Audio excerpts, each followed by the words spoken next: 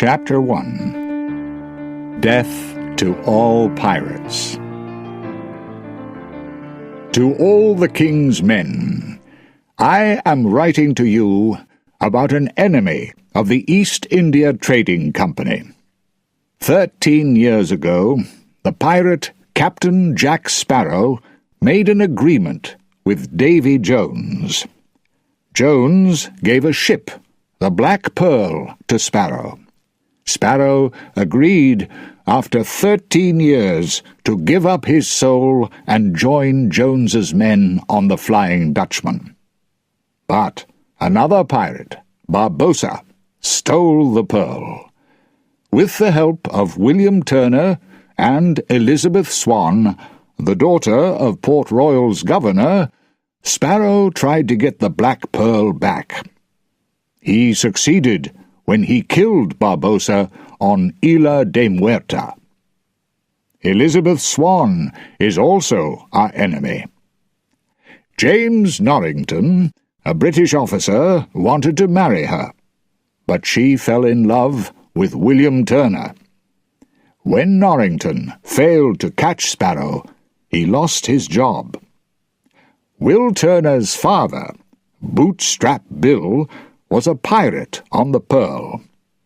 He is now a prisoner on the Flying Dutchman, and must work for Davy Jones forever. Sparrow went to Isla Cruces to find Jones's heart. Jones has to take orders from the person who has his heart, but James Norrington found it, and is now a British admiral. Without the heart, Sparrow could not fight Jones's monster, the Kraken. He tried to escape, but Elizabeth Swan tied him to the Black Pearl. The Kraken destroyed the ship and Sparrow. Turner, Swan, and Sparrow's men then went to Tia Dalma. She brought Barbossa back from the dead to find Sparrow in Davy Jones's locker. Captain Jack Sparrow is still dangerous. The East India Trading Company must find him and stop him. Admiral Bratton.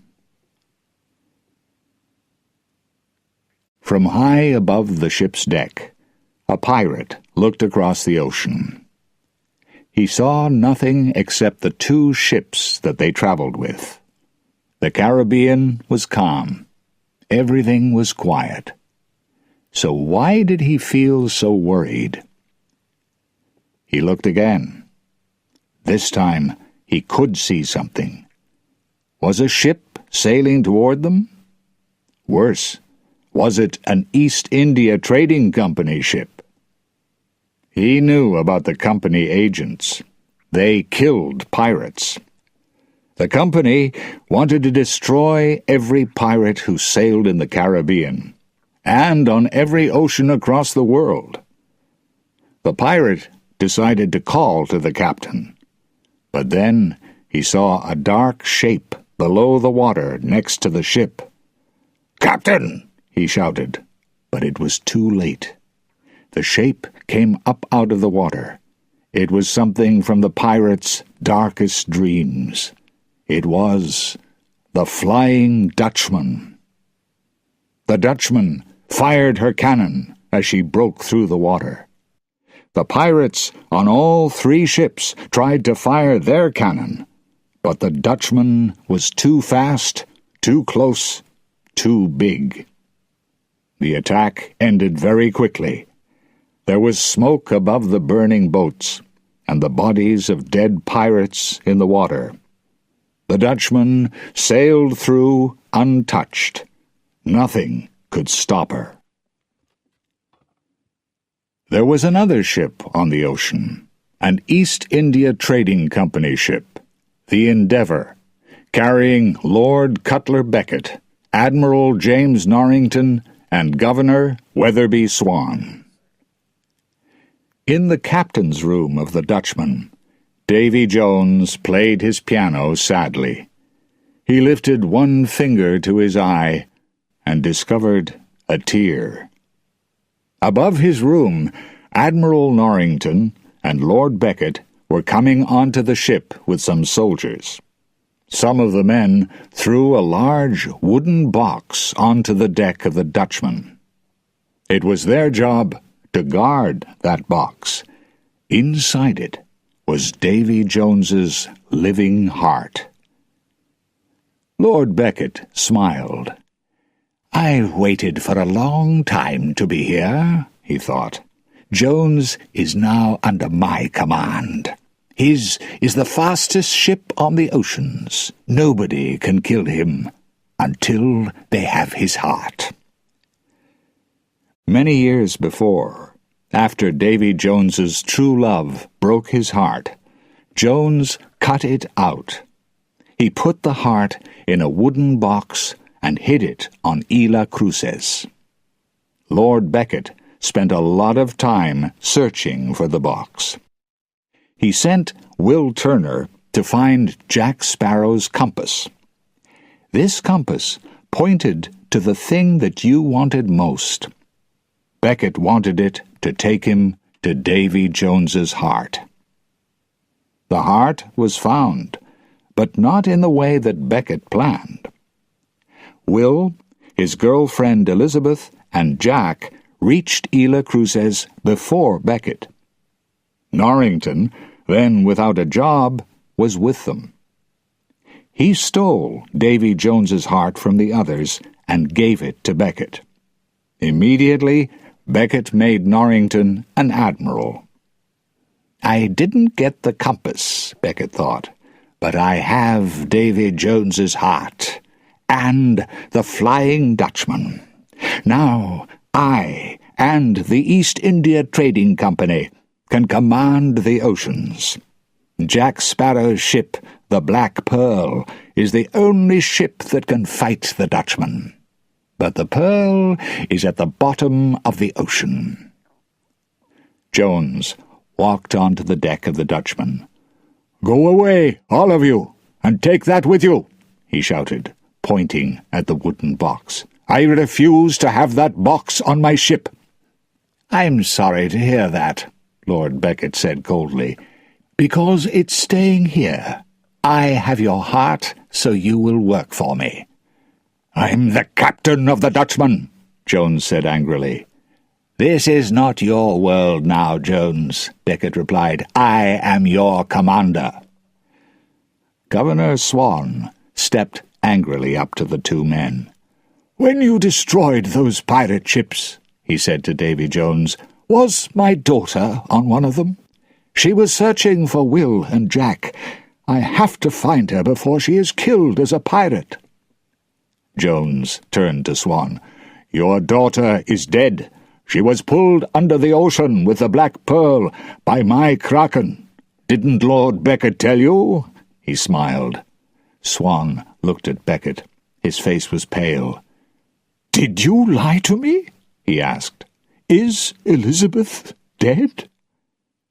Norrington was placing the key in the lock of the wooden box when Swan suddenly pulled him around. Swan took a sword from the nearest soldier.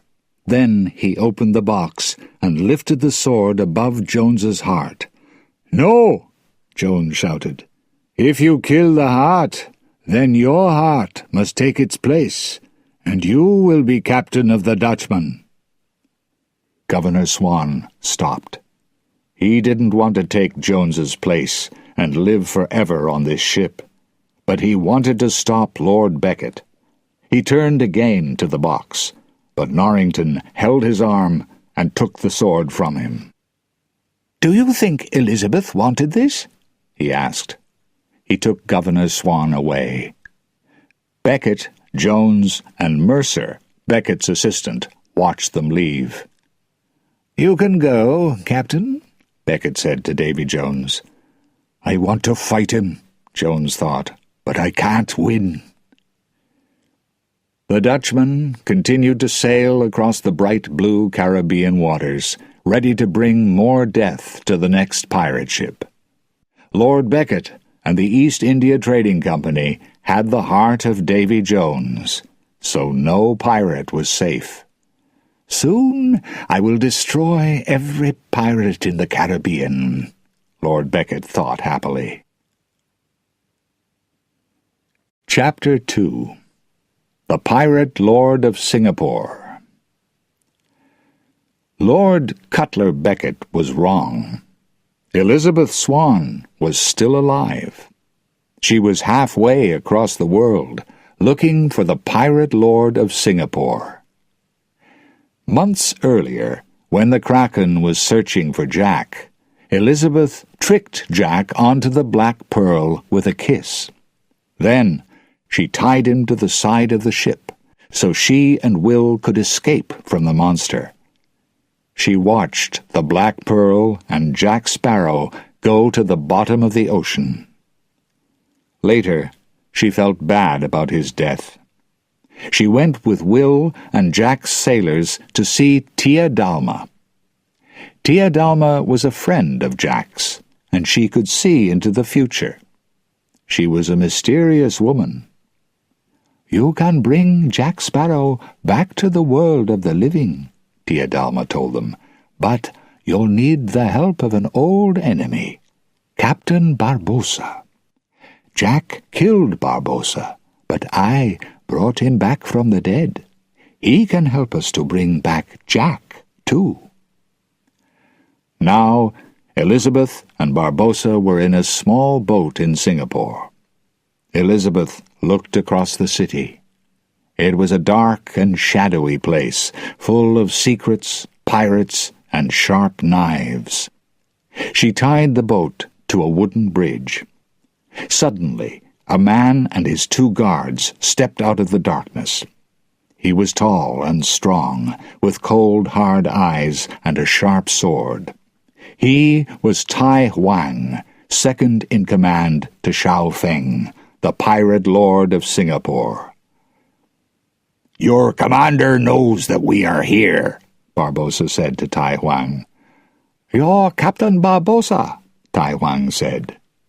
"Yes," Barbossa agreed, "and this is Elizabeth Swan, and Shao Feng has promised to protect us." Mercer and some East India Trading Company agents were passing. Huang waited until they went around a corner. Then he said, "Follow me." Not far away, 2 company agents were guarding an old, broken bridge. Captain Jack Sparrow's sailors were below them in the water.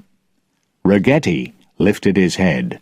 His good eye moved, while his wooden eye looked straight in front. Pinto, Gibbs, Cotton, and Marty were behind him.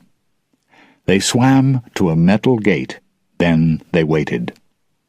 They were going to Shao Feng's hiding place to help Elizabeth and Barbossa. There was a strange noise. The company agents jumped to their feet. A woman came out of the darkness, pushing a large wooden box on noisy wheels. She smiled and showed a mouthful of black teeth. It was Tia Dalma. The noise of the wheels was loud and hid sounds from below. The pirates started to cut through the metal gate. Tai Huang took Barbossa and Elizabeth through an old bathhouse to Shao Feng's hiding place. Elizabeth touched Barbossa's arm. "Have we heard anything from Will?" she asked quietly. Barbossa shook his head. "No, he can protect himself," he said. "But you, be polite when you're with Shao Feng." The Pirate Lord of Singapore was stepping out of his bath. Elizabeth looked at his face. His eyes were dark and cold. This man was dangerous. "Captain Shao Feng," Barbossa said smoothly. Shao Feng looked up. "Captain Barbossa," he said. "Welcome to Singapore. I understand that you want something from me." "I need a ship and some men," Barbossa replied. Shao Feng looked at Barbossa and smiled. "That's strange," he said. "You want a ship, and today, not far from here, a thief tried to steal one from me." Xiaofeng walked quickly across the room to an old man who was holding some maps. "These maps show the way to the world of the dead," he said softly. He watched their faces. "Will your adventure take you there?" Suddenly, he gave a sign to two guards near one of the baths. The guards pulled someone out from under the water. Their prisoner was Will Turner. Chapter 3. Captain Barbossa's Plan.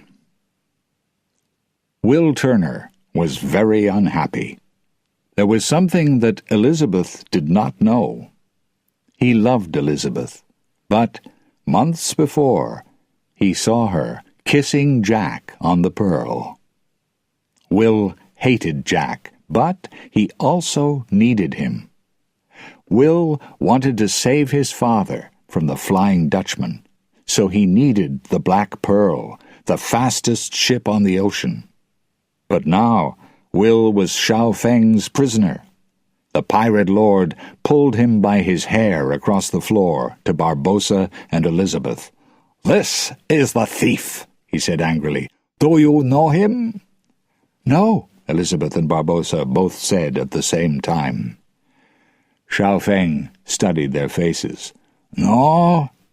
He picked up a large knife and touched Will's face with its sharp edge. "Then I'll kill him." Elizabeth moved toward Will. "You're afraid," Xiaofeng said. "Now I know that you and this man are working together." "Xiaofeng," Barbossa said quickly. "I had no idea." Xiaofeng looked at Barbossa carefully.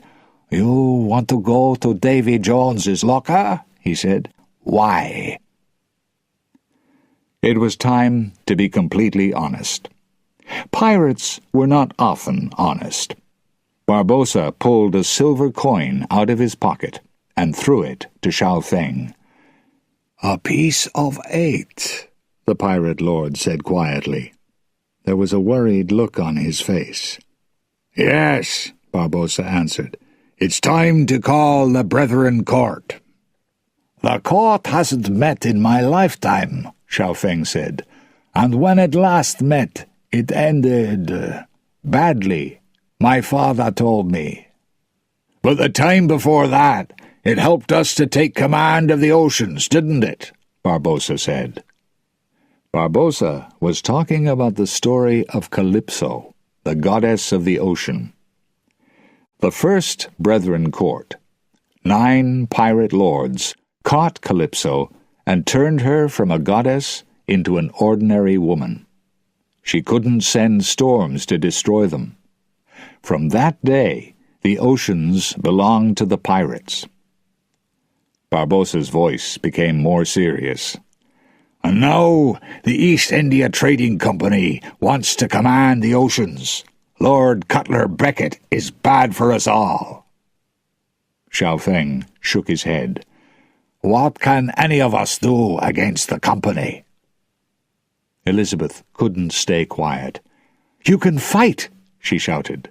Everyone turned and looked at her. "You are Xiaofeng, the pirate lord of Singapore.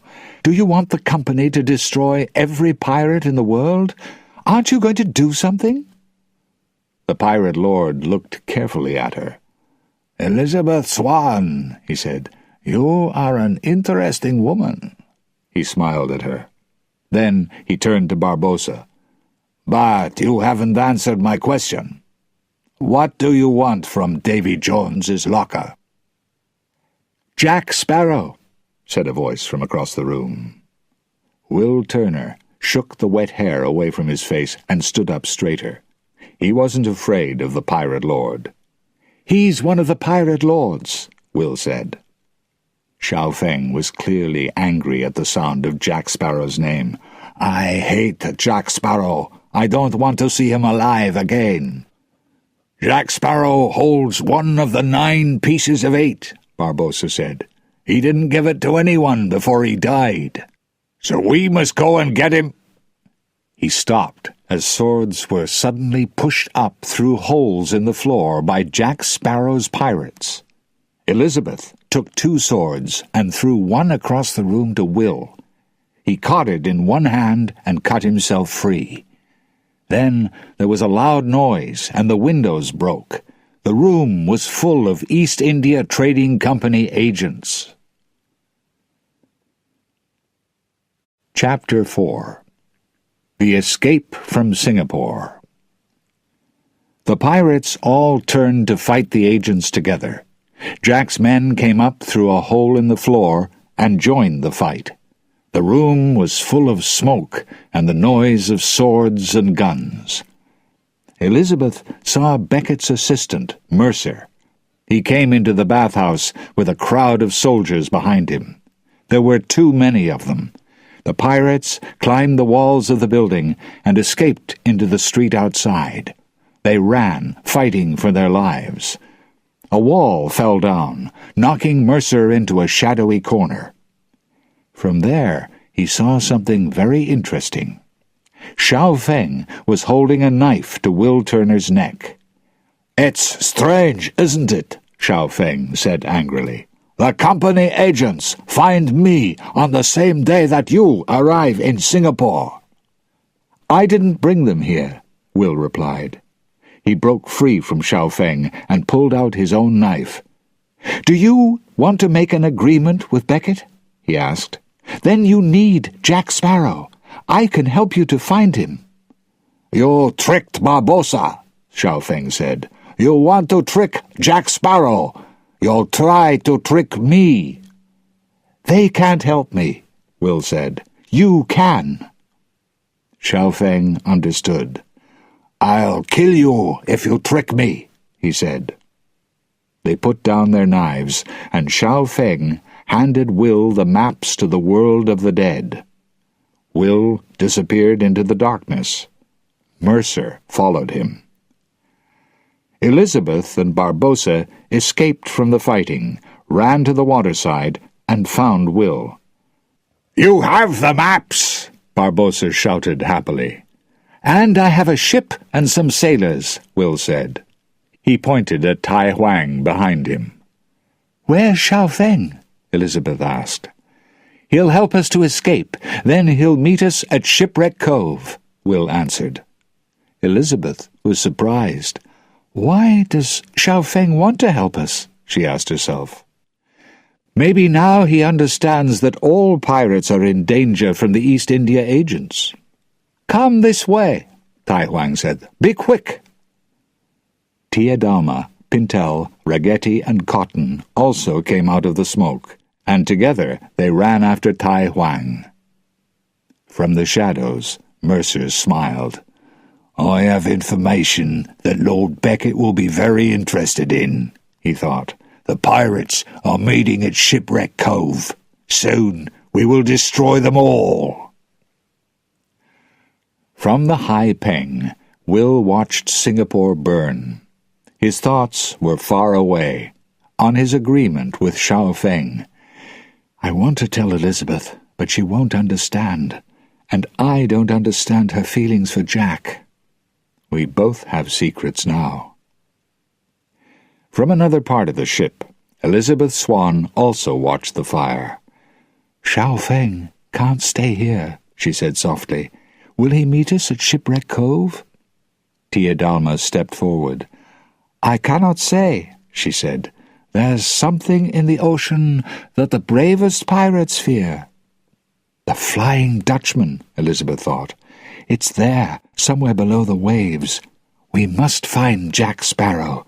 The pirates must work together against Davy Jones and the East India Trading Company. If we don't, then we will all die." The Hai Peng was sailing through an icy ocean, close to the edge of the earth, between worlds. The water was dark and stormy, and the snow was falling thick and fast. Will studied Xiao Feng's strange maps. Circles moved and turned inside circles. There were poems written around their edges. Will read one of the poems again. "Over the edge, back, over again, sun up, sun down, a green light. "Barbossa," he called. "What does this mean?" Barbossa smiled, unworried. "Have you seen the green light, Mr. Gibbs?" he asked the pirate. Gibbs smoothed his grey beard. "It happens sometimes," he said to Will. "When the sun goes down, there's a green light in the sky. Some people never see it.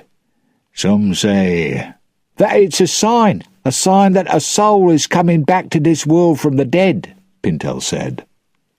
Barbossa laughed.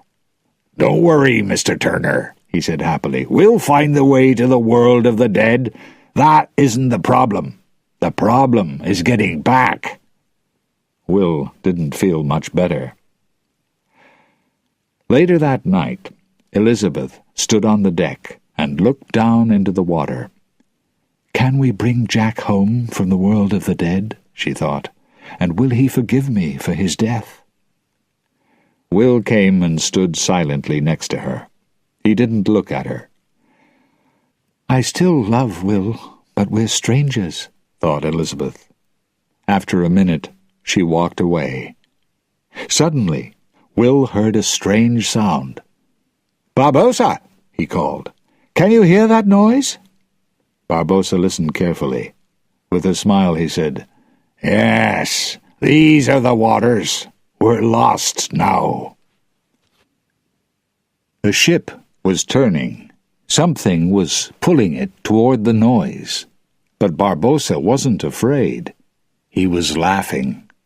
"Quickly!" Will shouted, waking his men. The pirates ran on deck, and Will climbed high into the ship's sails.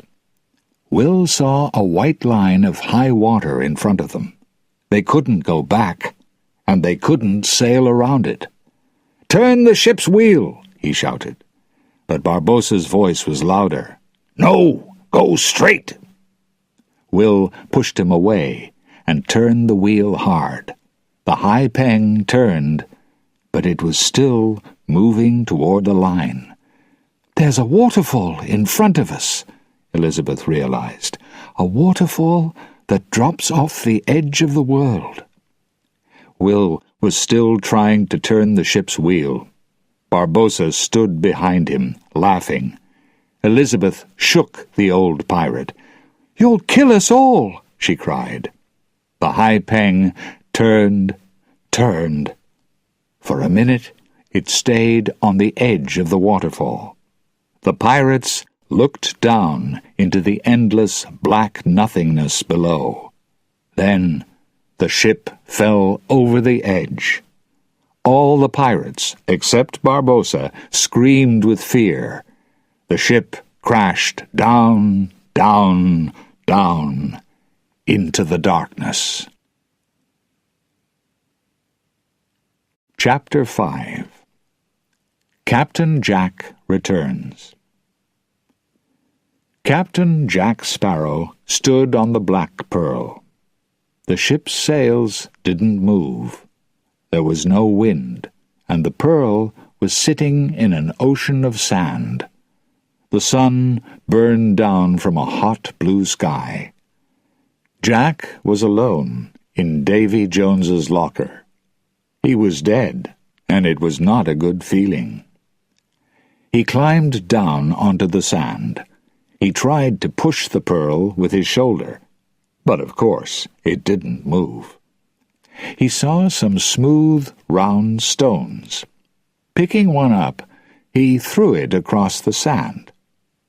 He was very surprised when the stone came back to him. It stopped next to his boot and broke into pieces like an egg. Inside was a small crab. Jack threw some sand at the crab, and it ran away. He lay on the sand and closed his eyes. He didn't see the crab move forward again. It studied the ship. Then it ran to the other stones. Time passed. Suddenly, a shadow passed across Jack's face, and he opened his eyes. Something was moving. It was the Black Pearl. Thousands of crabs were carrying it on their backs across the sand. "Interesting," said Jack. On another beach, the Hai Peng lay in pieces. Pinto and Ragetti came out of the water first. Elizabeth, Will, Gibbs, and Tia Dalma were close behind, with Cotton, Marty, Tai Huang and his men, and finally, Barbossa. Gibbs looked up and down the long, empty beach. "This is a terrible place," he said. Elizabeth pushed her wet hair away from her face. She looked worried, too. "I can't see Jack," she said. "I can't see anyone." "He's here, somewhere," said Barbossa. Tia Dalma smiled. "Jack is nearer than you think," she said. Elizabeth looked past Tia Dalma. Something was moving across the sand. It was the Black Pearl. Captain Jack Sparrow stood proudly by the ship's wheel. Thousands of crabs carried the pearl closer. Then they dropped it into the water. Jack waved to his men. "Gibbs, Pinto, and you, the man with one eye," he cried. "Did the Kraken kill you too?" Elizabeth ran up to Jack and put her arms around him. "I'm so sorry," she said in a low voice. "I'm so glad you're all right." But Jack pushed her away. "Tia Dalma, how nice to see you." "How are you, Jack Sparrow?" Barbossa's voice came from the back of the crowd.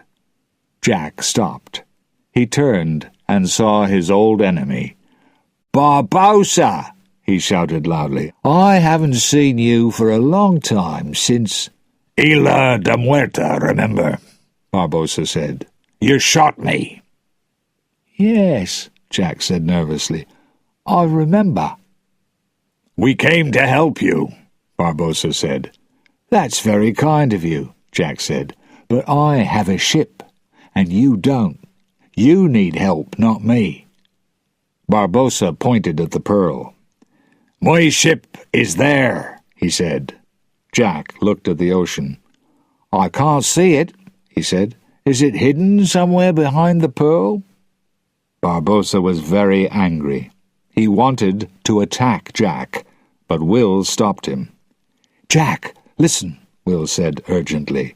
"Cutler Beckett has Davy Jones's heart. He commands the Flying Dutchman." "He wants to command the oceans," Elizabeth added. "We're calling the Brethren Court," Tia Dalma told him. "Yes, Jack," Gibbs said. "The world needs you." "And you need sailors," Will said. He pointed at the pirates. Jack studied them. "Do I want to sail with you?" he asked.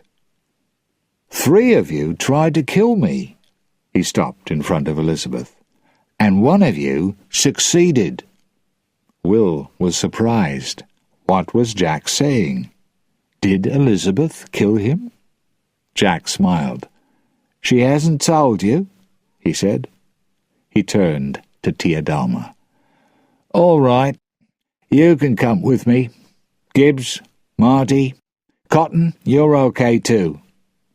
He didn't speak to Barbossa, Will, or Elizabeth. He walked up to Tai Huang. "Who are you?" "Tai Huang," said the tall pirate calmly. He pointed to the Singapore pirates. "These are my men." "Who do you work for?" Jack asked. "The person with the most money," Tai Huang answered. "I have a ship," Jack offered. "Then I'll work for you," Tai Huang said. The pirates jumped into the water and swam out to the pearl. Jack pulled out his compass and looked at it. But it wasn't working in this strange and mysterious place. "Oh, Jack!" said a voice behind him. Jack turned around. Barbossa held up Xiao Feng's old maps. "Which way are you going, Jack?" he asked with a smile. "Those maps will take us back to the world of the living." Jack thought, "I need Barbossa on the Pearl." Chapter 6. Back to the Real World. The sun shone on the blue ocean, but there were dark shapes below the water. This was the ocean in Davy Jones's locker. It was a strange place. Barbossa was happy because he was back on the Pearl. He started to give orders to the pirates, but then he heard Jack's voice. Jack was giving them orders too. "The captain gives orders on a ship," Jack explained. "The captain is giving orders," Barbossa said. "My ship," Jack said, "so I'm the captain." As Barbossa and Jack fought, Will Turner climbed down into the rooms below. He found Elizabeth sitting alone in a dark corner. Her face was wet. Was she crying? "You left Jack for the Kraken?" he said. Elizabeth stood up. "Will, I killed him, so I had to save him." "You didn't tell me," Will said angrily. You thought I loved him. You don't talk to me. How can I believe you?" Elizabeth looked up into his eyes, the eyes of the man that she loved. "You can't," she said softly. Without another word, she disappeared from the room. On the Pearl's first night in the darkness between worlds, there were stars above and below them. The pirates were worried. "Which way, Captain?" Gibbs asked. At the word captain, both Barbossa and Jack turned around and ran. They fought over the ship's wheel. Pintel and Ragetti were looking over the side of the ship. There were a lot of bodies in the water below. Old men, young women, sailors, small children. The water was filled with dead bodies. Tia Dalma walked over to them. She looked out at the ocean. "Where is Davy Jones?" she asked softly. "Calypso gave him a job. He had to take dead people from the ocean to the other world. Then, every 10 years, he could come onto the land to be with his true love." Tia Dalma shook her head. "Davy Jones was a man, but now he is a monster." She looked at the bodies. "Poor souls. Now they must find their own way to the other world." Will and Elizabeth joined them. A lot of small boats were coming toward them. Gibbs pointed a gun at them, but Will stopped him. He knew who or what they were. Suddenly, Elizabeth saw someone that she knew. "My father!" she shouted. "Father, here! Look here!" Jack joined the group. He touched her shoulder. "Elizabeth," he said, "we're not back in the world of the living yet." Slowly she understood. They were the only living people in the land of the dead. "Father," she cried. Her voice was full of sadness. "I didn't say goodbye to you." In the boat, Governor Swan lifted his head at the sound of his daughter's voice. "Elizabeth," he said, "are you dead?" "No," Elizabeth told him. "I think I am," Governor Swan said. "No," Elizabeth said. "Come onto our ship. Come back with us." She threw a line, but the governor didn't take it. "There was a wooden box," her father told her slowly, "and a heart. If you destroy the heart, you take Jones's place as captain of the Dutchman." Elizabeth didn't understand her father's words, but Will and Jack did. This was important information. Governor Swan's boat moved away. "Elizabeth," he said, "I'm proud of you. I'll give your love to your mother." Elizabeth called, "The line! Take it!" But it was too late. The line fell into the water. Elizabeth started to climb out of the ship.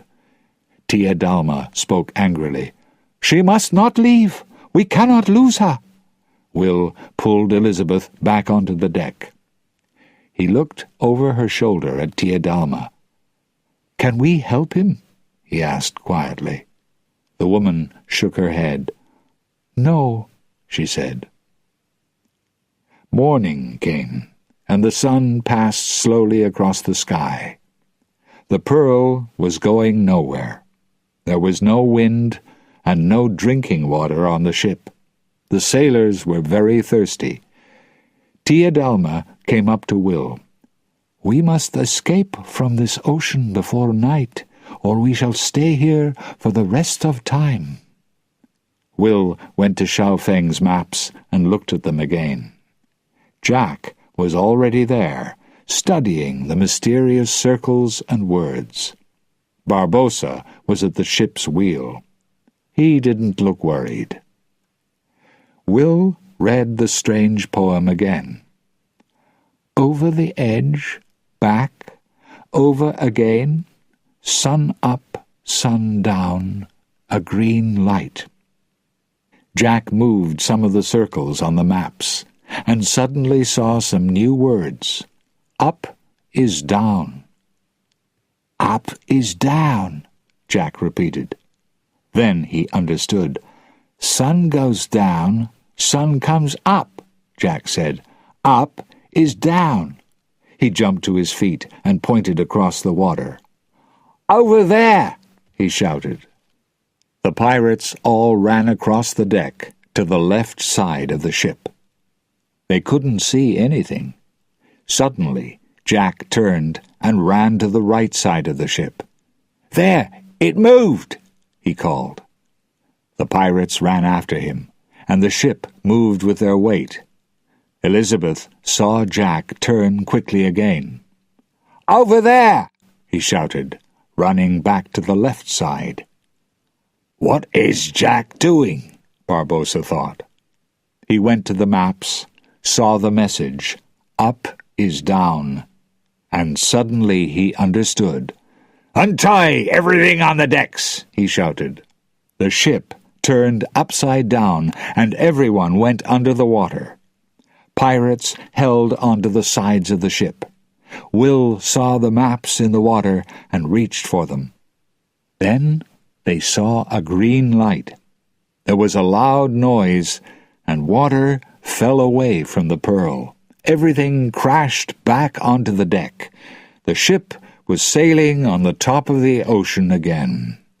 But this was not the cold and empty ocean of the world of the dead. Here the sun was coming up, and the sky was getting light. "We've escaped from Davy Jones's locker," Jack said. "We're finally back in the real world." Chapter 7. Under Attack. "We're back!" Gibbs shouted. Will searched the deck until he found Elizabeth. "The sun's coming up," she said, smiling. "We're not safe yet. Davy Jones and Lord Beckett are still somewhere on the ocean, but we've saved Jack Sparrow and escaped from the world of the dead."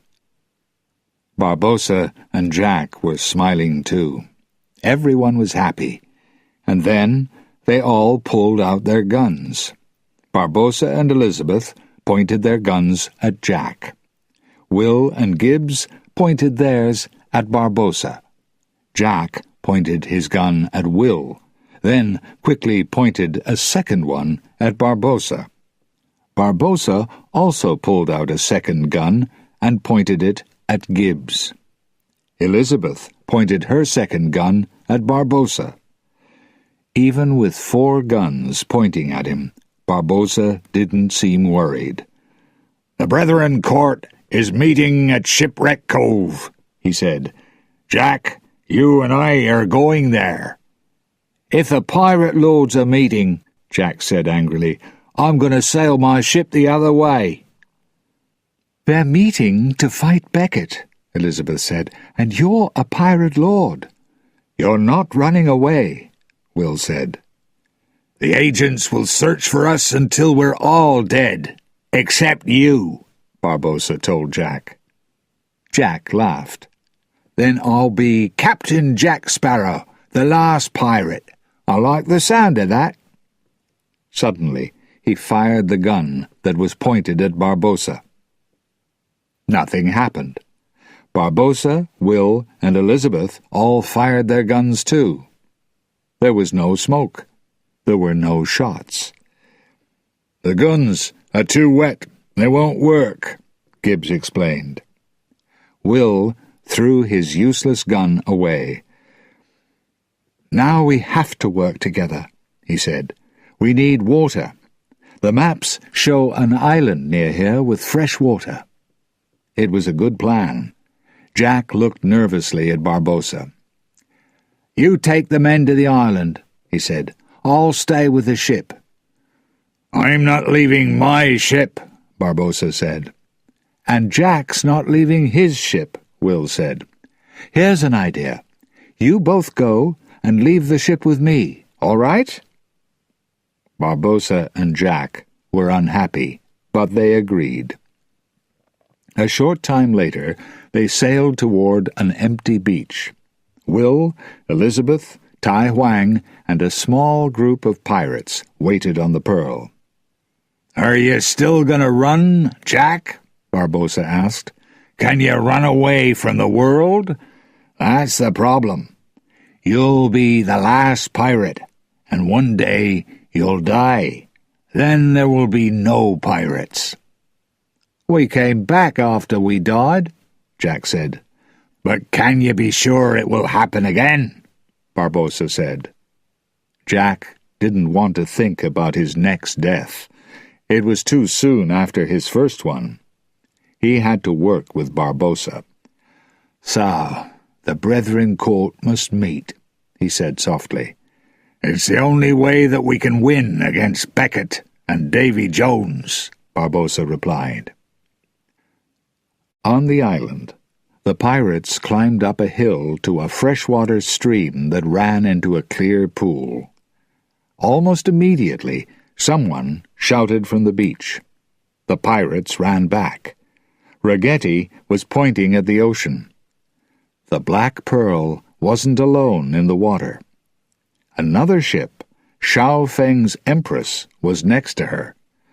Jack and Barbossa heard a noise behind them and turned. Tai Huang and his men were pointing their guns at them. Barbossa and Jack were taken back to the Pearl. There were a lot of Chinese pirates on the ship. Elizabeth Swan was now tied between two guards. "Xiao Feng," Barbossa said, "you found us." "Some of us are lucky," Xiao Feng answered. He moved closer to Jack. Jack was trying, unsuccessfully, to hide behind Barbossa. Suddenly, Xiao Feng hit him hard in the face. "Jack Sparrow," Xiao Feng said, "you once hurt my feelings." Will came up from below the deck. He saw Jack's face and Elizabeth between the guards and hurried across to Xiao Feng. "She's not part of our agreement," Will said. "Untie her." "What agreement?" Barbossa asked. Xiao Feng laughed. "You heard, Captain Turner," he said to his men. "Untie her." "Captain Turner?" Jack shouted. "Is he captain of my ship?" "Yes," Gibbs said. "Turner and the Chinese sailors took the Pearl. Now he's taking us to find the Dutchman. He wants to save his father." The guards untied Elizabeth. She looked sadly at Will. "You didn't tell me your plans," she said. "I need the Pearl," Will said. "That's why I'm here." "He needs the Pearl," Jack said, pointing at Will. Then he turned to Elizabeth. "And you felt bad because you killed me. He pointed at Barbossa. "And you want me to be at the Brethren Court? Didn't anyone save me because they miss me?" Gibbs, Marty, and Cotton lifted their hands. Then Pinto and Rigetti lifted their hands too. Jack moved toward his men. "I'm standing with them." But Xiao Feng stopped him. "I'm sorry, Jack," he said. His voice didn't sound sorry. "But there's an old friend who wants to see you first." He pointed over Jack's shoulder, and Jack turned. Lord Cutler Beckett's ship, the Endeavour, was coming round the island. "Oh, no," Jack thought. "How many times have I escaped from the East India Trading Company? Now they've caught me." Chapter 8. The Goddess Calypso. Xiao Feng's guards pulled Jack into the captain's room on the Endeavour. Lord Cutler Beckett stood at the window, looking out at the ocean. The guards dropped Jack's things on the table. Then they left the room. Jack began to walk quietly around the room. He was looking for something. "You can stop searching, Jack," Beckett said. "It's not here." Jack stopped moving. "What?" he asked. Beckett turned around. "Davy Jones's heart. It's on the Flying Dutchman. You can't use it to pay Captain Davy Jones." "So," Jack thought, "the heart isn't here, but now I know where it is." "I don't need to pay him," Jack said. "I died, remember? Why am I here?" Beckett picked up Jack's compass. "You brought me this," he said. "Now I'm offering you a job, working for the East India Trading Company. Working for me." "You offered me a job before," Jack said. "The answer is still no." Beckett looked very angry. "You haven't changed," he said. "Our business is finished. My men will kill you."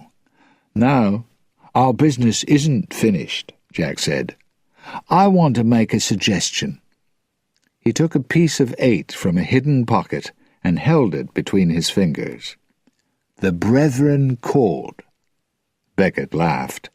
"I already know about the meeting of the Brethren Court," he said. "Talk to Jones for me. Tell him to free me," Jack said. "I'll take you to Shipwreck Cove and give you the pirate lords." At the same time, Will was having problems on the Black Pearl. The ship was already full of Xiao Feng's pirates. But then Mercer came on with some sailors from the Endeavour. Quickly they ran across and took the ship's wheel from Tai Huang. "I don't understand," Will said to Xiao Feng. "This wasn't part of our agreement." "This is now a company ship," Mercer said with a terrible smile. "You agreed," Will said, turning to Xiao Feng. "The Black Pearl is mine." "Yes, but I lied," Xiao Feng said. One of his men came up behind Will and hit him. Will fell to the floor, and 2 other men tied his arms. Xiao Feng turned to Mercer. "Lord Beckett agreed," he said. "The Black Pearl is mine." Mercer smiled again. "Yes," he said, "but Lord Beckett won't give up the only ship that can fight the Dutchman." Xiao Feng looked around at the East India Trading Company men. All of them had guns. "I can fight," he thought, "but I'll lose. Beckett will follow me and kill me." The ship was now Mercer's. Xiao Feng was very angry. Barbossa came up next to him. "The company men don't follow the law of the Brethren," Barbossa said quietly. "They have the Dutchman," Xiao Feng said. "And what do the Brethren have that can fight the fastest ship on the ocean?" "We have Calypso," Barbossa replied. Xiao Feng looked surprised. Every pirate knew the story of Calypso, the goddess of the oceans. "Calypso commanded the oceans," he said slowly. "If she liked you, she made you strong. When she loved a captain, she brought him good weather and smooth waters. Then the first Brethren Court caught her and turned her into a woman. The pirate lords became commanders of the oceans. But that's only a story. There isn't a real goddess in the body of a woman." Or was there? Xiao Feng looked at the only woman on the ship, Elizabeth. "Calypso," he said. "It's just an old story." "No," said Barbossa. "The goddess is here on Earth. There was a time when a sailor made his own future. I want to bring back that time, so I need the Brethren Court. All of it." "What do you suggest?" Xiao Feng said quietly. "What will you accept?" Barbossa asked. He knew the answer. Xiao Feng pointed across the ship. "The girl," he said. Elizabeth couldn't hear the men, but Will could. "You'll help us to escape if we give you Elizabeth?" he asked. "Yes," said Xiao Feng, as Elizabeth turned toward them. "Never," shouted Will angrily. "All right," said Elizabeth. She looked bravely at Xiao Feng. "What?" Will said, surprised. "It's not all right." "You put us in this position," Elizabeth said to him. "This will free us. I choose to go with Xiao Feng." "No!" Will shouted. His heart was breaking. Xiao Feng smiled happily. "I'm pleased," he began. He reached out to take her arm. Elizabeth pulled it away. To her surprise, he held up his hands. "I'm sorry," he said. "So we have an agreement?" Barbossa asked. "Yes," Xiao Feng said. "My men will steal the pearl for you. And I'll help you call the Brethren Court together. Elizabeth will sail away with me on the Empress." Chapter 9. The New Pirate Lord. Jack Sparrow was also making an agreement with Lord Beckett. "You can have Barbossa," Jack said, "and Turner. Yes, you can have Turner." "And Miss Swan?" Beckett asked. "The other people on the Pearl will go with me," Jack answered. "And I'll take you to Shipwreck Cove. Do we agree?" Lord Beckett smiled and picked up the compass. "Jack," he said, "I have this wonderful compass. It will point to what I want most." "Yes," Jack said, "and that's not the Brethren Court, is it?" "No?" Beckett asked. "Then what is it, Jack?" "Me," said Jack. "Dead." Beckett opened the compass. It was pointing at Jack. "I hate Jack Sparrow," he thought. "He's right. The compass is useless. It won't take me to Shipwreck Cove." Beckett threw the compass back to Jack. "I'll kill you first," he said. "Then the compass will tell me where Shipwreck Cove is." Jack spoke quickly. "You'll arrive at the cove, and you won't get in. You need someone inside to bring the pirate lords outside." Beckett thought for a minute. "Can you bring them to me?" "I'm Captain Jack Sparrow," Jack said. "Do we have an agreement?" He held out his hand. Suddenly, the ship moved to one side. Beckett fell forward, and Jack took his hand. "Agreed," Jack cried. He ran to the door as cannon fire shook the Endeavour. Beckett followed close behind him. On deck they saw many bodies, and smoke coming from the cannon below. The Empress was sailing away, and gunfire was still coming from the Pearl. His ship! Jack looked for a way to get over to the Pearl. He ran to one of the cannon, pointed it toward the Pearl, and climbed inside it. Beckett and his men jumped out of the way as the cannon fired. A big cannonball shot across the ocean, destroying the top of the Endeavour's sails. Jack was holding the cannonball, and he flew straight toward his ship. On the Pearl, Barbossa saw Jack fly through the air. There was a loud noise of breaking wood. Then Jack stood in front of him. He was completely unhurt. "Did you miss me?" Jack asked, laughing. He saw Will. "Put him in prison," he commanded. His men took Will down to the prison in the bottom of the ship. Jack smiled happily. He was back on his ship. On the Endeavour, Lord Beckett looked at his broken sails. "How long will it take to repair the ship?" he asked an officer.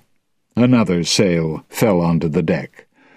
"The Endeavour won't sail again for a long time," the officer replied. On the Empress, Elizabeth stood and waited for Xiao Feng.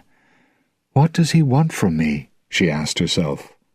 The pirate lord came quietly into the room and watched her. Elizabeth's eyes and skin shone.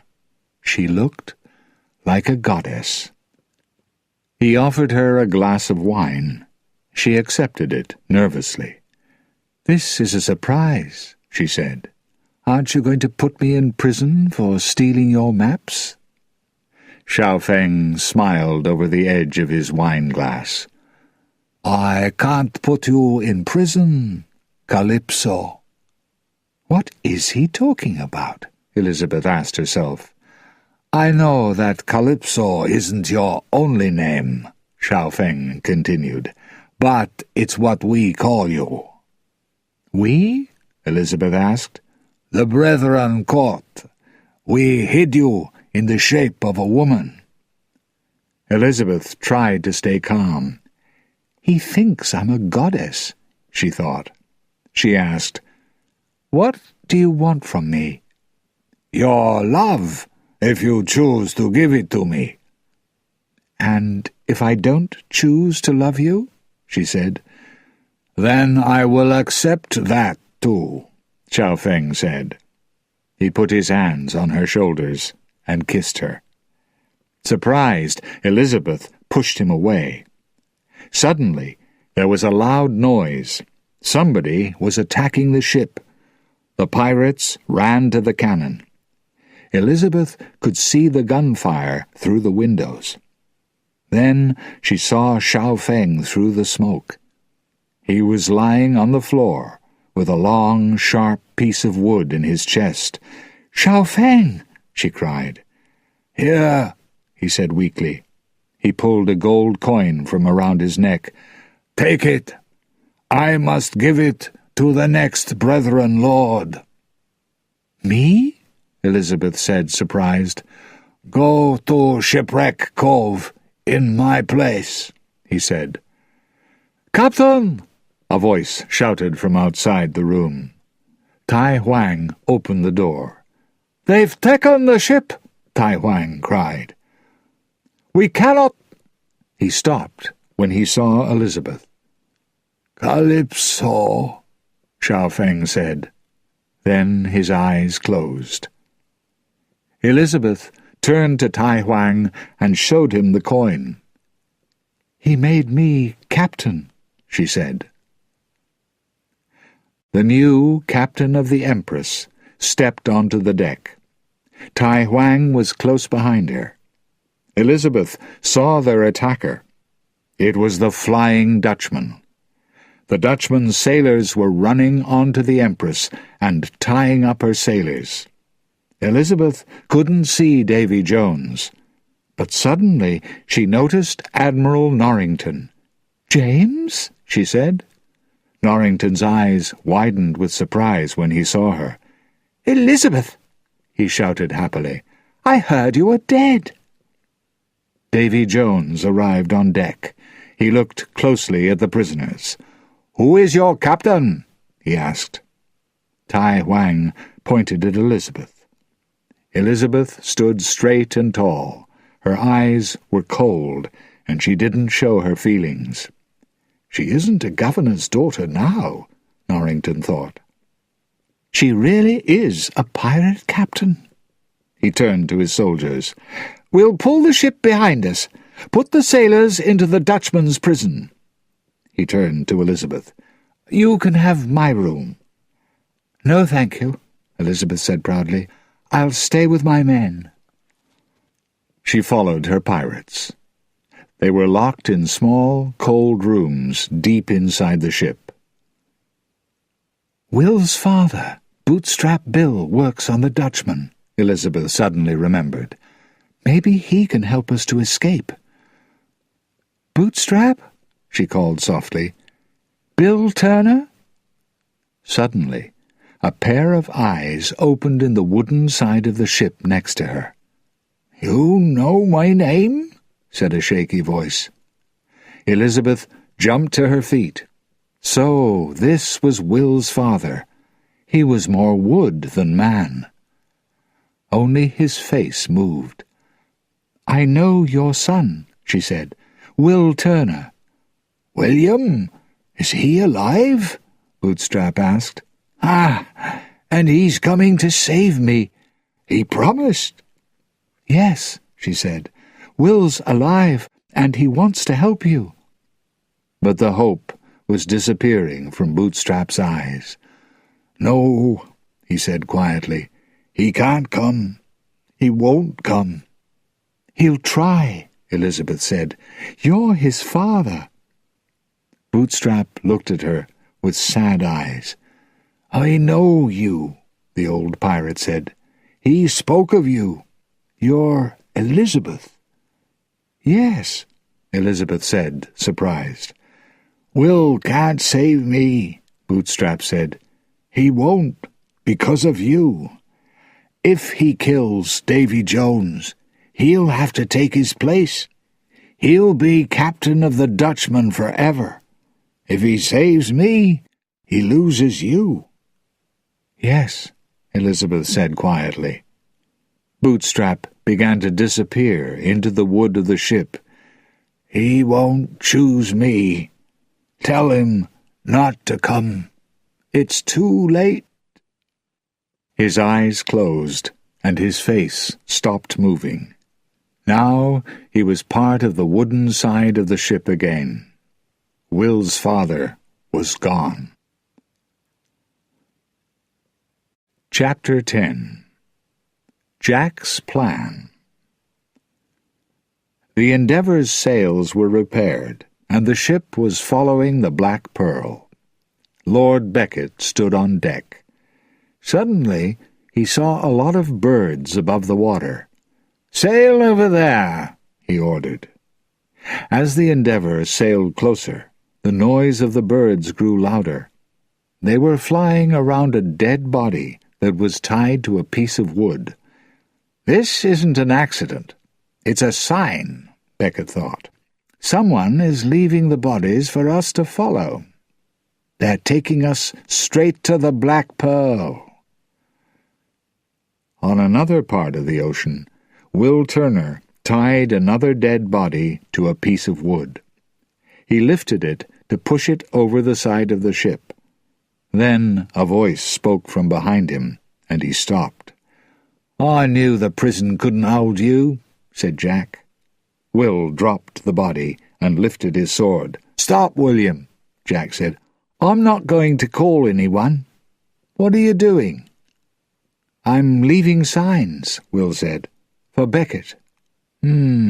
Jack said. "Very smart. What will you do when Beckett arrives at the Brethren's meeting place?" "Ask him to free my father." Jack laughed. "Now, that's not smart. Beckett won't help you. There's only one way to free your father." I must kill Davy Jones, Will said sadly. And you know the price for killing Jones, Jack said. You'll be captain of the Dutchman. You'll take the souls of dead people to the next world. You'll only step on land every 10 years. I know, Will said unhappily.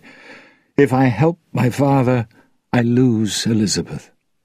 In a low voice, he added, She wanted to save you. She felt bad about killing you. Suddenly, Jack had an idea. You don't have to choose between Elizabeth and your father, he said. Another person can kill Jones. Who? Will asked. I don't understand. Jack smiled. You? Jack Sparrow became excited as he explained his plan. I'll go on to the Dutchman and find the wooden box. I'll put a knife through Jones's heart, and your father will be free. You'll also be free for Elizabeth, and I'll be free to sail the oceans, he smiled. You'll have to do Jones's work, Will said. So I won't be completely free, but I'll never die. I died once and I didn't like it. I don't want to do it again. He put his compass into Will's hands. Here, he said, say hello to Davy Jones for me. Then he pushed Will over the side of the ship and smiled down at him. As usual, Jack's following his own plan, Will thought. It's going to be a very long night. Elizabeth Swan was in the small prison room on the Dutchman. The ship sailed smoothly, pulling the Empress behind it. Suddenly, the door opened. It was James Norrington. Be quiet, he said. Come this way. Hurry. Elizabeth jumped to her feet. Her sailors were also free. Silently, they all ran up toward the deck. What are you doing? Elizabeth asked Norrington. Helping you, he answered. Inside the prison room, a pair of eyes opened in the side of the ship. Bootstrap Bill saw the open door. Slowly, he pulled himself out of the wood and stepped forward. Norrington took the Chinese sailors to the line that tied the Empress to the Dutchman. Hand over hand, Xiao Feng's sailors pulled themselves back to their own ship. Norrington turned to Elizabeth. Don't go to Shipwreck Cove. Somebody has told Beckett about the meeting of the Brethren. It's too late to earn my forgiveness, Elizabeth said. I know, Norrington said, but I still love you. He's sorry for everything he's done, Elizabeth thought. She took his hand. Come with us, she said. Almost all of the Chinese soldiers were on the Empress now. Who's there? A voice said from the darkness. Somebody walked slowly toward them. Norrington turned quickly. Go, he shouted to Elizabeth. I'll follow you. Quickly, he took her in his arms and kissed her. Then he pushed her toward the line. Go, now, he shouted. Elizabeth stepped over the side of the ship and took the line. She was the captain of the Empress, and her sailors needed her. I hope that James follows us soon, she thought. Bootstrap stepped into the light. He saw Elizabeth, his son's true love. That's not right, he thought. Sailors on the Dutchman must stay with the ship until the end of time. Suddenly, he started to shout, Help! A prisoner is escaping! Sailors quickly ran across the deck. Elizabeth was halfway across the line. She heard the noise and looked back. The Dutchman's sailors were moving toward Norrington. James! She cried. She started to climb back toward the Dutchman. Norrington saw her and pulled out his gun.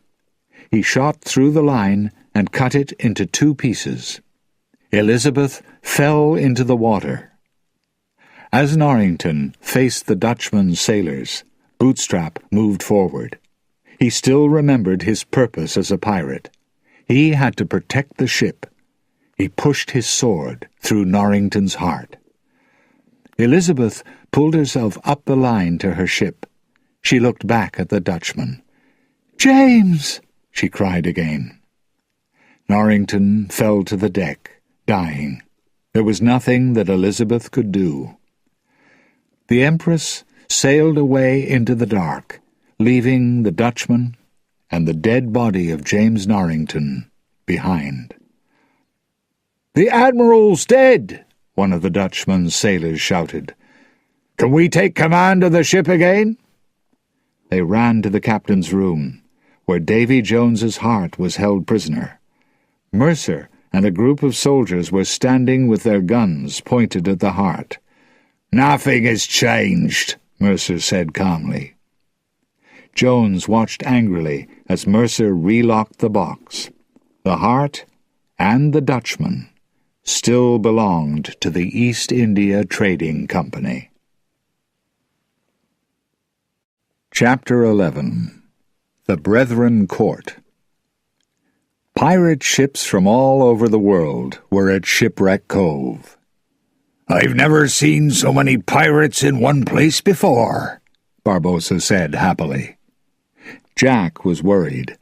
"And I borrowed money from all of them." Barbossa heard a noise and turned. Tia Dalma was watching him closely. "Barbossa," she said in a low voice, "why aren't you preparing the cannon? All the brethren are here. They will have to do what you want." She stepped closer to him. "Be careful, Barbossa," she said. "We had an agreement when I brought you back from the dead. I can send you there again." Barbossa spoke angrily. "Yes, we had an agreement, but I will decide how we succeed." He pointed toward Shipwreck Cove. 9 pirate lords caught you, Calypso. 9 are needed to free you. Until then, I won't take orders from you." He looked up. "Mr. Pinto! Mr. Ragetti!" he called. He pushed Tia Dalma, Calypso, the goddess of the ocean, toward them. "Take this woman to the prison." Pinto and Ragetti took her away. Barbossa could feel her angry eyes on his back. He couldn't worry about that now. "When the court meets, I'll trick the pirate lords," he thought. "They'll free Calypso, and she'll forgive me.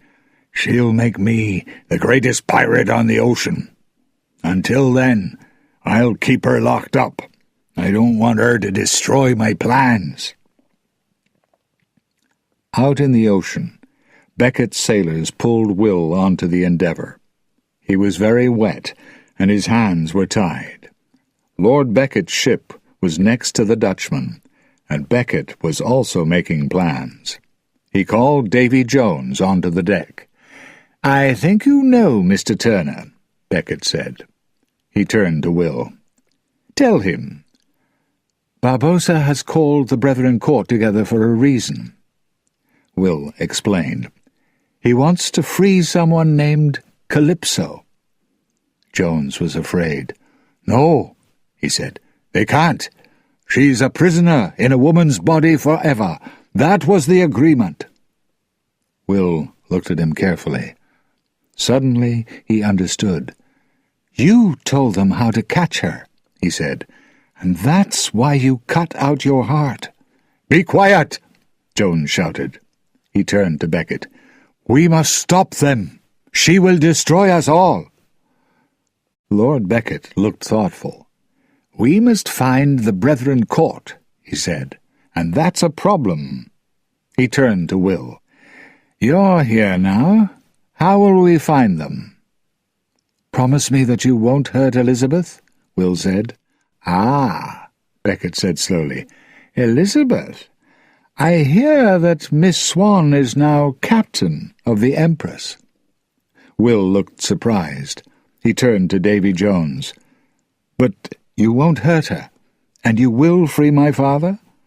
"You're asking a lot," Jones said. "I'm offering a lot," Will replied. "Where is Shipwreck Cove?" Beckett asked angrily. "I don't know," Will said. Jones jumped forward and put his hands around Will's neck. "Then you have nothing that we want," he shouted. But Jones was wrong. Will looked at Beckett and held up Jack's compass.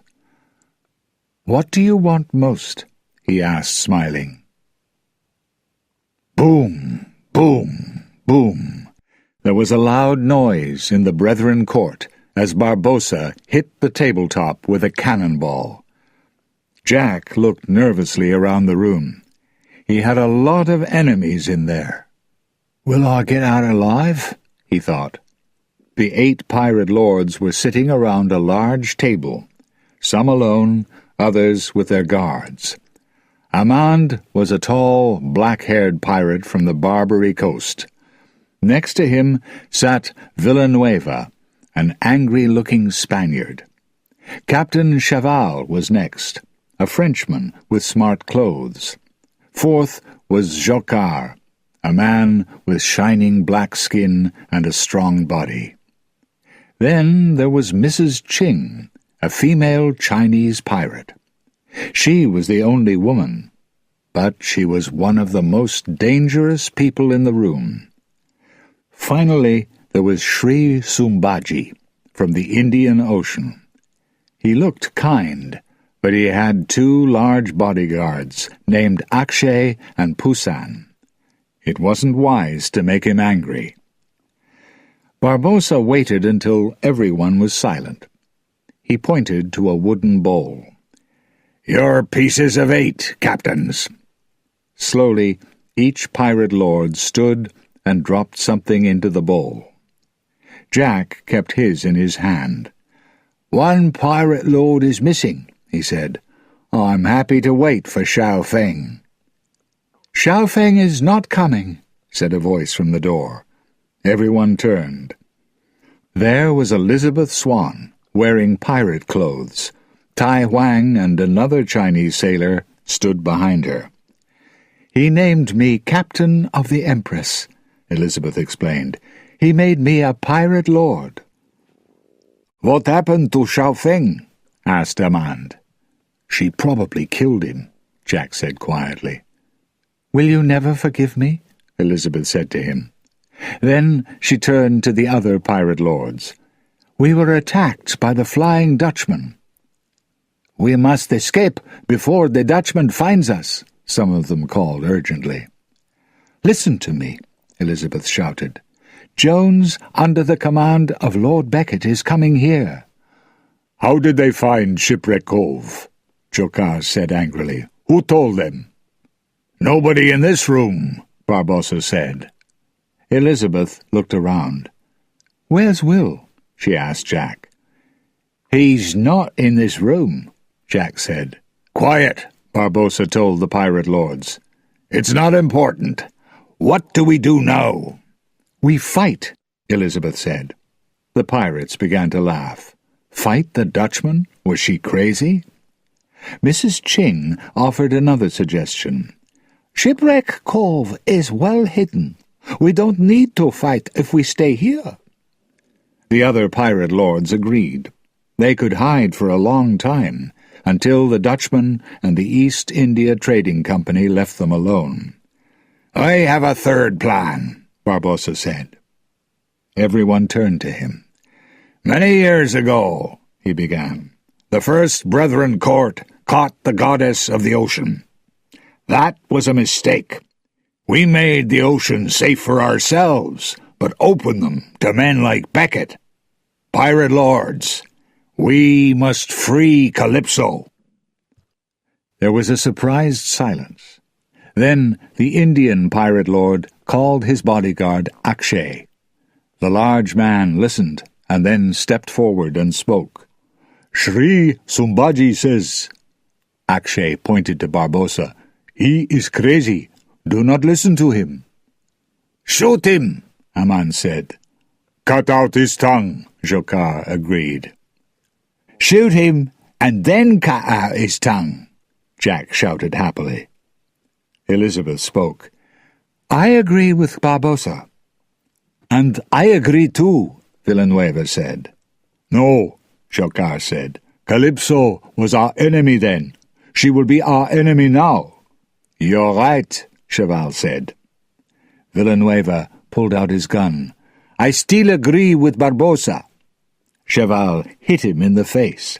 Suddenly, all the pirates were shouting and fighting. "This is crazy," Elizabeth shouted. "The enemy is very close. When we fight, we're doing Lord Becket's job for him." On the Black Pearl, the subject of the court's discussion was in the ship's prison. Tia Dalma turned as Davy Jones came out from the shadows. "You!" Tia Dalma began. The happiness in her voice disappeared when she saw the gun in his hand. "You're going to kill me before the brethren free me." Jones didn't speak. He was in a room with the love of his life. "What have you become? You were many things, Davy Jones, but you were never a monster." "I learned it from you," Jones cried. "For 10 years I commanded the Dutchman. I did the job that you gave me. But when I stepped back onto the land, you weren't there. Why?" Tia Dalma touched his beard. "I can't help it. It's the way I am. But you love me." Davy Jones looked away. "I don't love you," he said angrily. "That's sad," Tia Dalma said quietly, "because soon I will be free, and when I am, I can give you my heart. We can be together, always." Davy Jones slowly put the gun back in his belt. As he moved back into the shadows, he turned to her again. "And the Brethren Court?" he asked. "They made me a prisoner," Tia Dalma said angrily. "They will suffer." Barbossa hit the table again, and the pirates turned to him. "We can free Calypso. Then she'll be grateful and help us." "I agree with Captain Swan," said Jack. "We fight." Barbossa laughed. "You've always run away from a fight." "That's not true," Jack said. "I fight hard and often, because then I can run away. We can stay here for years, but we'll be prisoners. We must fight to run away." "Who will we fight?" Mrs. Ching asked. "Becket," Elizabeth said immediately. The pirates agreed. They decided to fight the East India Trading Company and to destroy the Dutchman. Barbossa had other ideas, but the pirates didn't listen. "The pirate lords must free Calypso, or my plan will fail," he thought. "Tia Dalma will be angry." He tried again. "Only the Pirate King can start a war. Call Captain Teague, keeper of the pirate law." 2 pirates ran out of the room and returned with the old pirate. He was carrying a large book. This was the famous Pirate Law, written by the First Brethren Court. Teague unlocked the book and opened it. Everyone waited for him to speak. Finally, he looked up. "Barbossa is right," he said. Jack read out the words. "Only the king can start a war, talk to the enemy, and organize our men." "We haven't had a king since the first court," Cheval said. "Why?" Elizabeth asked Gibbs. "The king is chosen by a vote," Gibbs explained in a low voice. "Each pirate only votes for himself." "I call for a vote," shouted Jack. Amand lifted his hand. "I vote for Amand the Corsair," he said. "Captain Cheval," said Cheval. The vote continued around the table. "I'll have to do what they do," Elizabeth thought, then said, "Elizabeth Swan." Jack looked around him. "I vote for Elizabeth Swan." The other pirates shouted angrily. Jack spoke to the court. "Aren't we going to follow the pirate law?" he asked. "We have to," Mrs. Ching said. What do you say, Captain Swan, King of the Brethren Court?" The new pirate king stood up. "In the morning," she said, "we shall fight the East India Trading Company, destroy the Dutchman, and escape to the ocean." The pirates moved out to their ships. Angrily, Barbossa gave a sign to Pintel and Ragetti. They picked up the bowl with the pieces of 8 and followed him out of the room. Jack left last. His plans were starting to work, but he still wanted to be captain of the Dutchman. As the Black Pearl and the Empress prepared for war, hundreds of pirate ships met near Shipwreck Cove. On every deck, pirates sharpened their swords and prepared their cannon. Suddenly, they saw the Endeavour through the grey clouds. The pirates lifted their swords. One ship against hundreds of pirate boats? Lord Beckett couldn't win. But then they saw another ship, and another, and another, and another. The pirates' excited cries slowly stopped. Then the water began to move. The Flying Dutchman came up out of the ocean in front of Beckett's ships. The pirates were silent as they looked at the monstrous faces of Davy Jones and his men. Lord Beckett was standing on the deck of the Endeavour. He smiled. "Jack kept his promise and brought me the pirates," he thought. "But what will he do next?" Every pirate was asking the same question. Thousands of angry eyes turned to Jack. "Sorry," Jack said. "Let's talk to Lord Beckett." There was an island near the ships. A short time later, Jack, Elizabeth, and Barbossa stepped out of a small boat and walked across the white sand. Lord Beckett, Davy Jones, and Will Turner stepped out of a second boat. They met in the middle of the beach. "You brought these people to us," Barbossa said to Will. "Don't be angry with Turner," Lord Beckett said. "The plan belongs to the person on your left." Elizabeth and Barbossa turned to Jack. Jack turned and looked to his left too. There was nobody there. "Me?" he said. "It wasn't me." Will agreed. "It wasn't Jack." "Will," Elizabeth said softly. She felt sorry for him. "I've travelled on the Dutchman," she said. "I understand your problem. But you can't help your father." "I must try," Will said, and looked quickly at Jack. "Do they have a plan that I don't know about?" Elizabeth asked herself. Lord Beckett held up Jack's compass and looked at Jack. "Turner was working for you. He had your compass." Barbossa looked angrily at Jack. So he was the pirate's real enemy.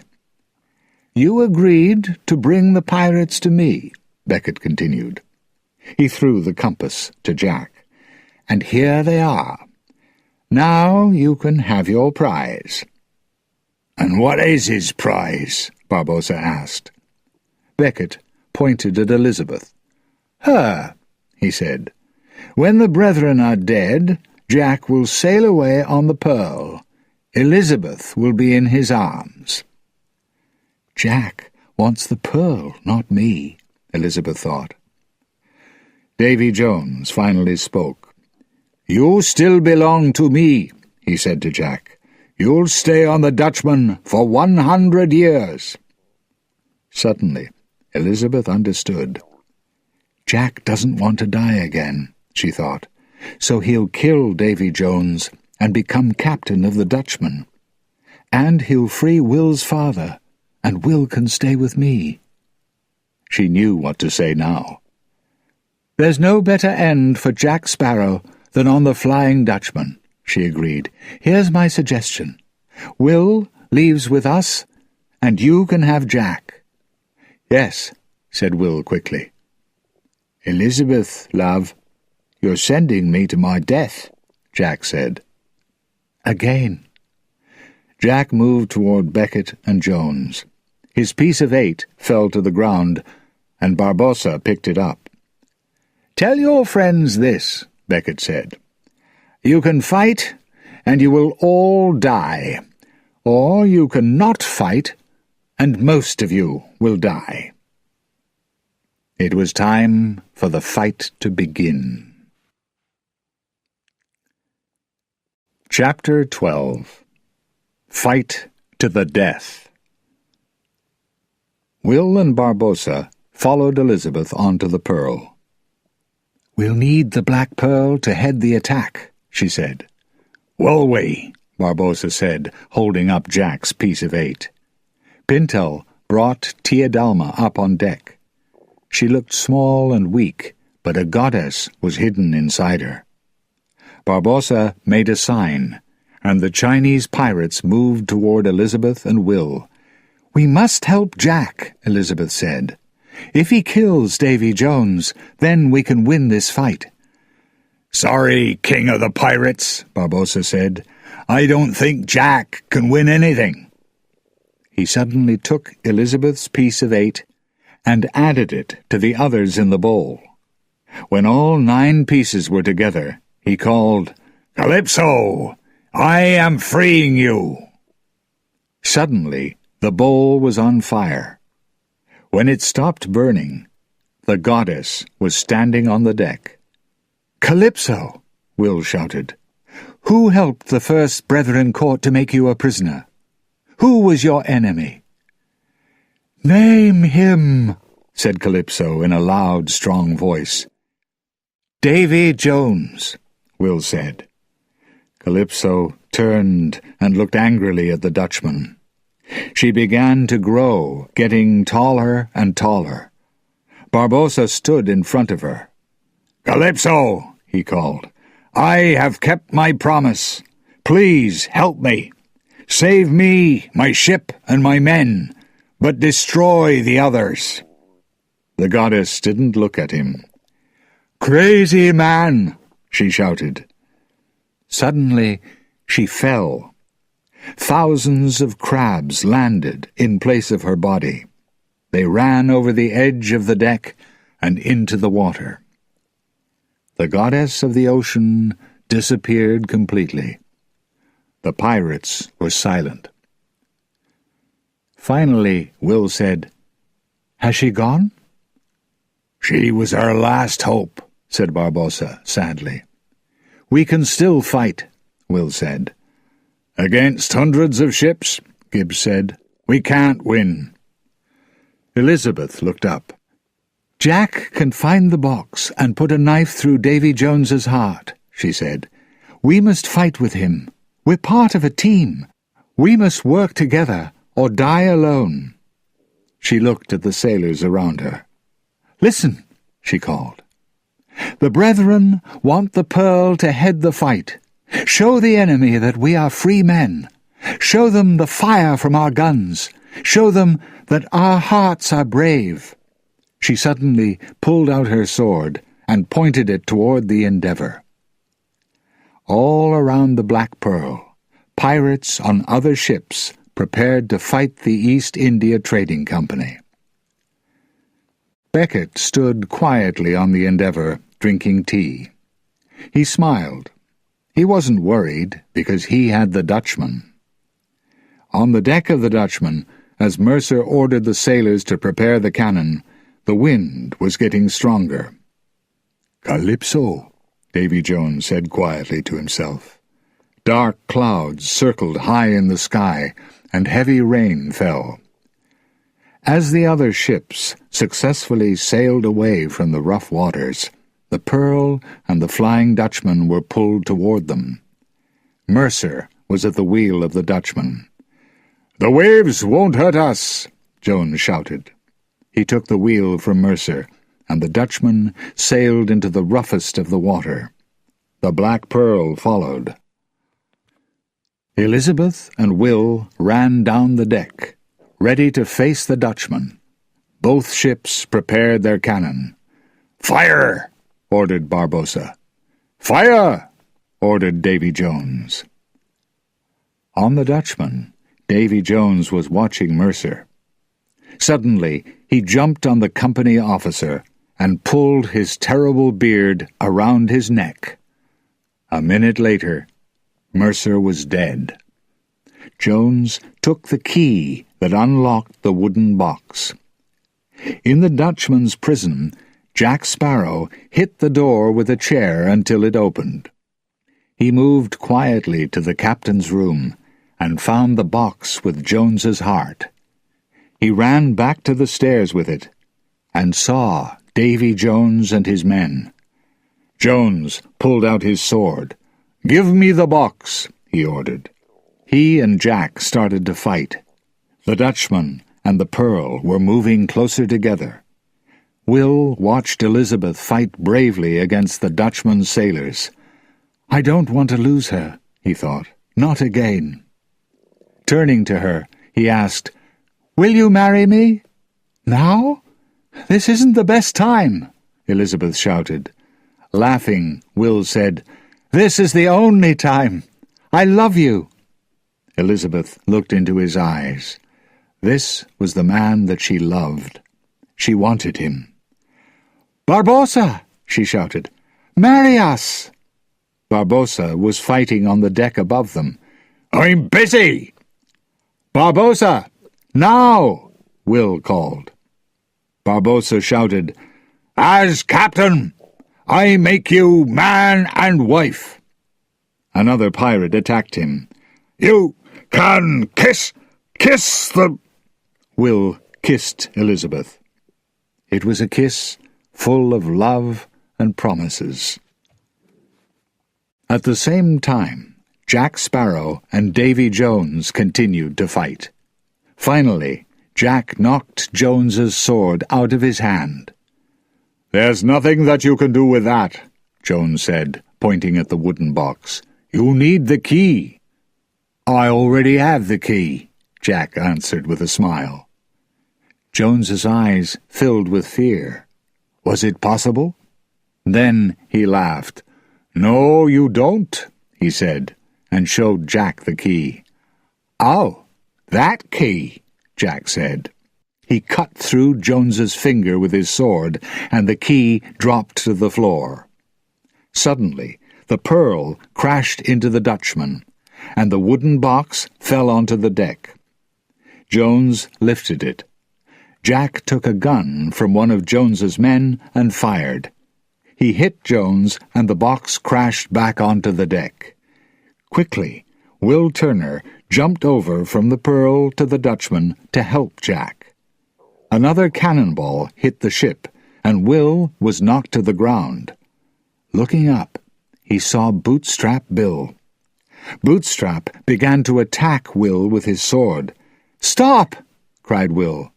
What was his father doing? Elizabeth ran to the Dutchman and her husband. "I'll kill you!" Jones shouted, moving toward her. But Elizabeth was prepared. "That's why I brought this," she said, and lifted her sword. The two began to fight. Will and his father were also fighting. Finally, Will jumped onto Bootstrap. "I won't kill you," he said. "I made you a promise." He tied Bootstrap to the deck and ran to Elizabeth. Jack Sparrow picked up the key to Jones's box. Jones hit Elizabeth across the face and smiled. But then he looked down, and the smile disappeared. There was a sword in his chest. He looked over his shoulder and saw Will Turner. "Did you forget?" Jones asked. "I have no heart."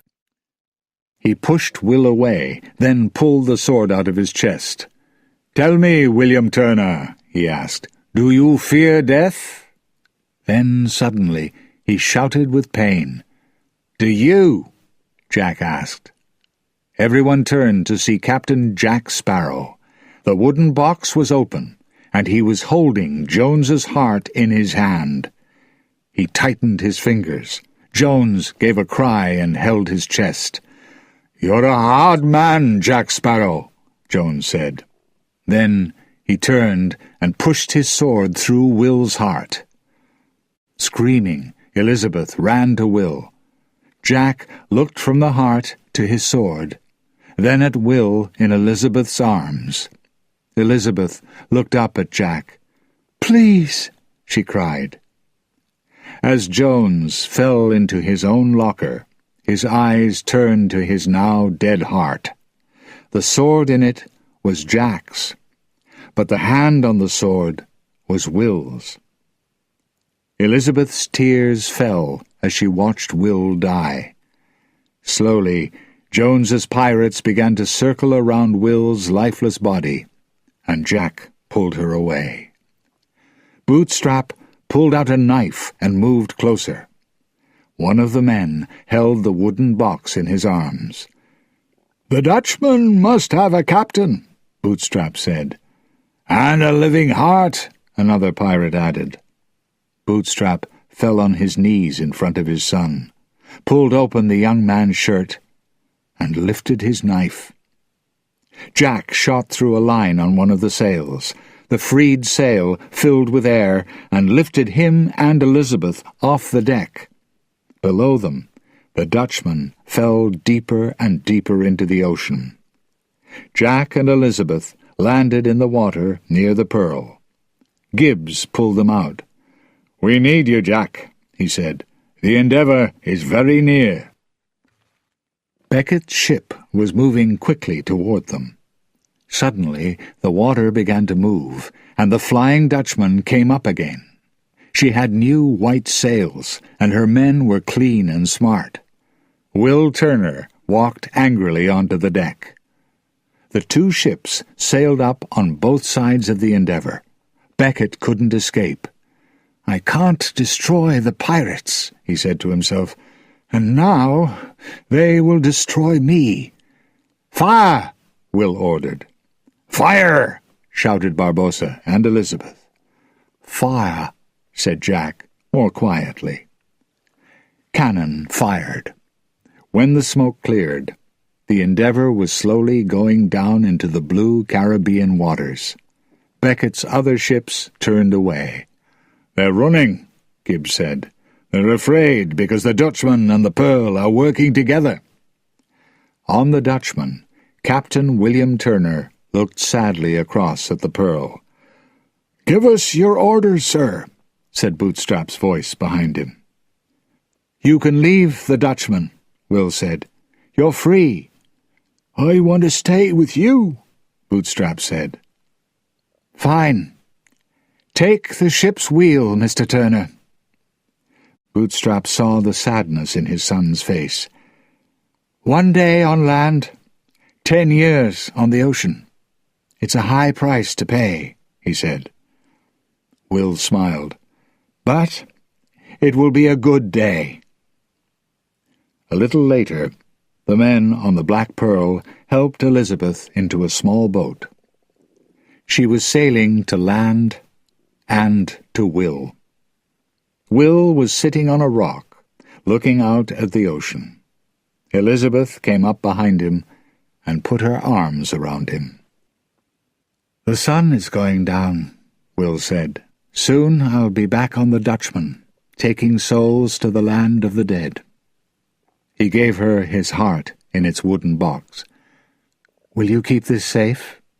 "Yes," Elizabeth replied. "I'll guard it with my life." "I love you, Elizabeth," Will said simply. "Always." "And I love you," she answered. "I don't know what will happen to me and Will," Elizabeth thought, "or to the Brethren Court, Barbossa, and Jack. But now pirates are free to sail the oceans, and the new captain of the Flying Dutchman will keep the souls of the dead safe." Captain Jack Sparrow was on the island of Tortuga. "You'll like the Black Pearl," he said to the 2 women that he was with. "My ship is big and shining and—" Gone? The Pearl was sailing away without him. "It's happened again," he thought angrily. "How can a pirate earn his money honestly when people steal his ship all the time?" On the Pearl, Barbossa stood at the ship's wheel and opened Xiao Feng's old map. "There's more than one way to live forever," he thought. Then he stepped back, surprised. There was a hole in the middle of the map. "Jack Sparrow! Again!" In another part of the Caribbean, in a very small boat, Jack Sparrow looked at the missing piece of the map. Smiling, he pulled out his compass. He was ready for his next adventure. 10 years later, high above the ocean, a young boy was singing a pirate song. Elizabeth smiled as her son played. Then she ran to him. Suddenly, the boy stopped. The sun was going down. Elizabeth and her son stood and watched the golden sun. It fell lower and lower in the sky, and then there was a green light. Out on the ocean they saw a much-loved shape. "Will has returned," Elizabeth said quietly. "He kept his promise."